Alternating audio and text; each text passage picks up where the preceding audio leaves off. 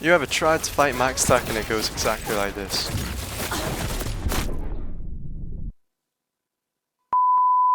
With my build, don't worry about that. You ain't gonna be dying, you're gonna be absolutely mowing down enemies left and right. So let's get straight into it.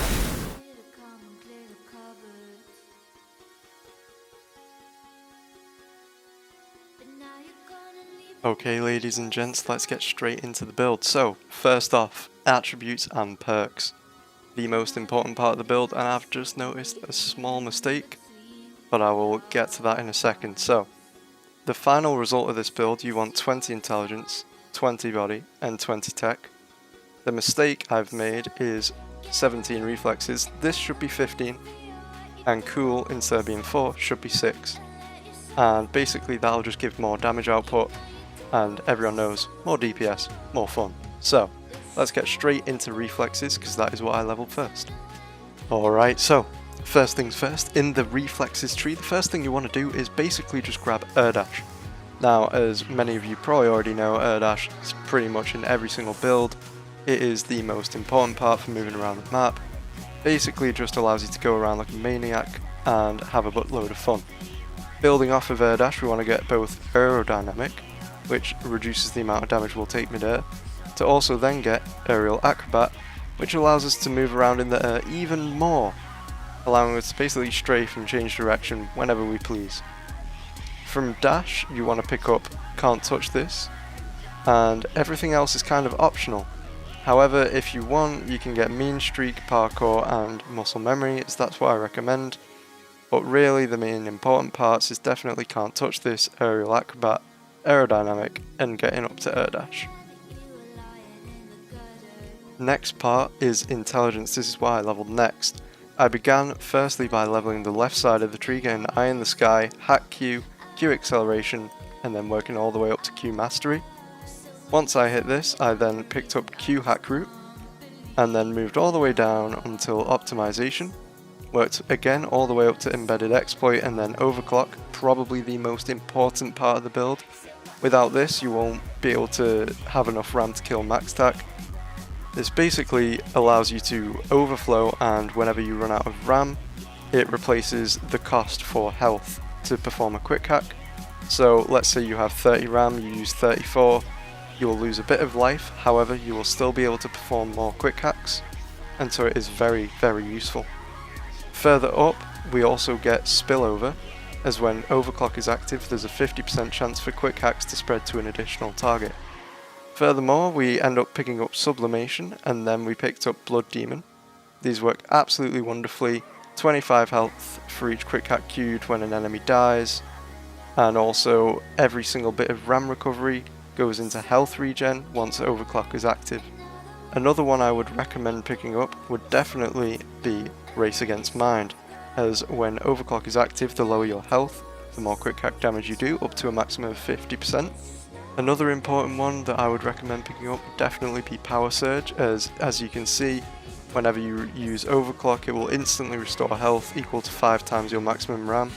Now I'm pretty sure we have around 35 RAM, so as long as my calculations are correct, we would get 175 health instantly when we pop overclock. So it's very, very useful.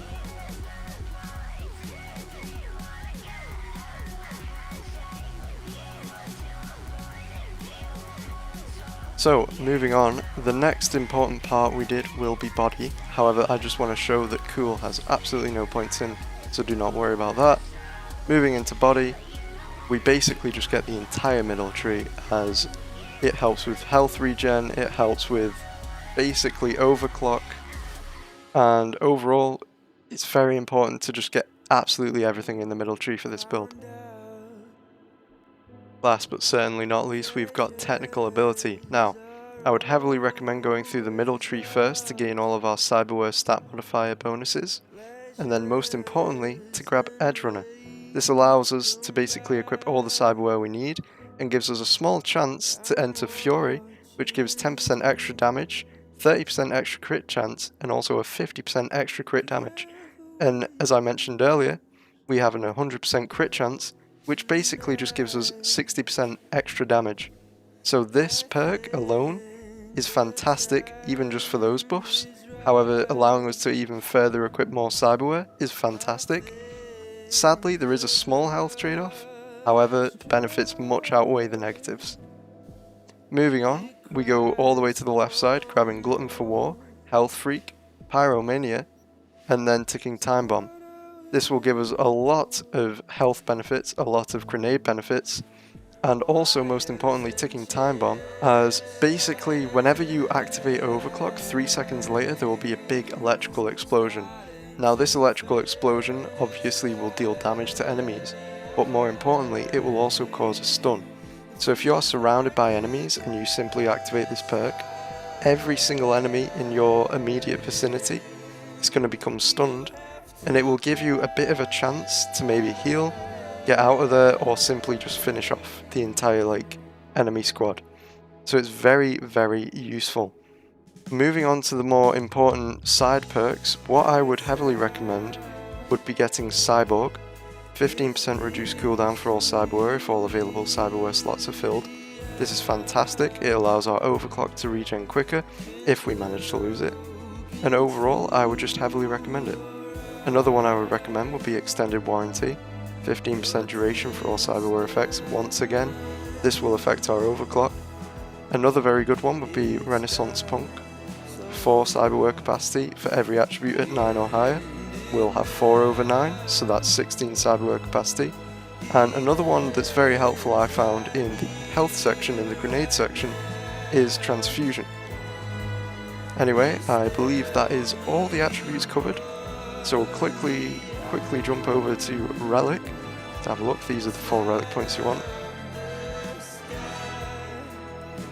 These points basically just allow you to deal more damage and then also spread quick hacks using your monowire, and so they are very, very useful.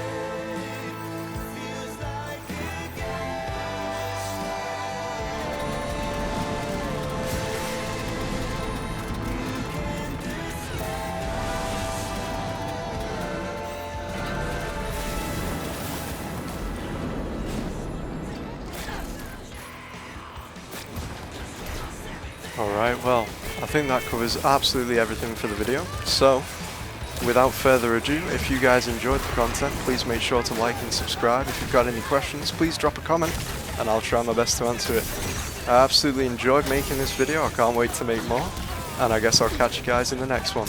Peace out.